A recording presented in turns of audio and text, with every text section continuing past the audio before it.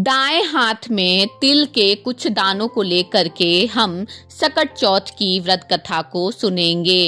एक नगर में एक अमीर जेठानी और उसकी गरीब देवरानी रहती थी। देवरानी गणेश जी की भक्त थी और वो हर सकट चौथ पर व्रत रखकर गणेश जी की पूजा करती थी। वह गणेश जी को तिलकुट्टा चढ़ाती थी और उनकी कथा सुनती थी।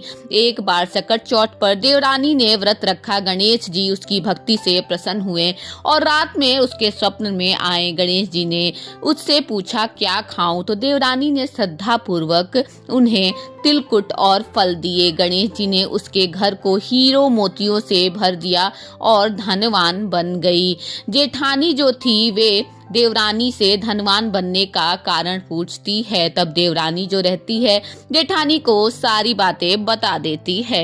ईर्ष्यावश जेठानी ने भी व्रत रखा पर उसने नकली गरीबी दिखाई। गणेश जी के पूछने पर उसने कहा मेरे पास जो है वही खा लो। गणेश जी ने पूछा अब निपटू कहाँ? जेठानी बोली कहीं भी निपट लो। गणेश जी ने उसके पूरे घर को गंदगी और बदबू से भर दिया।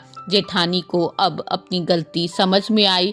उसने गणेश जी से क्षमा मांगी और अपनी गलती स्वीकार की। यह कथा सिखाती है कि सकट चौथ का व्रत सच्ची श्रद्धा, ईमानदारी और भक्ति से करना चाहिए, न कि दिखावा या छल से। तभी भगवान श्री गणेश की कृपा हमें प्राप्त होती है।